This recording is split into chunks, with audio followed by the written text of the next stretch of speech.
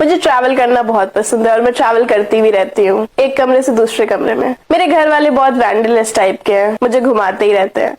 जैसे पापा बोलते हैं मम्मी के पास चली जाओ, मम्मी बोलती है पापा के पास चले जाओ। लोग पूछते हैं कि are you a mountain person और a beach person? I am a गरीब पर्सन। लोग पहाड़ों पर मैगी खा रहे हैं और हम घर पर। दोस्तों, मैं और मेरे दोस्तों ने गोवा का ट्रिप भी बनाया था, सक्सेसफुल भी हुआ। उन लोगों का मेरे बिना ही चले गए साले आस्तीन के साथ। मुझे ट्रैवल ब्लॉगर्स बहुत पसंद है, जहां भी दिखते हैं मैं ब्लॉग मार देती हूँ। दोस्तों, लॉकडाउन मेरे लिए काफी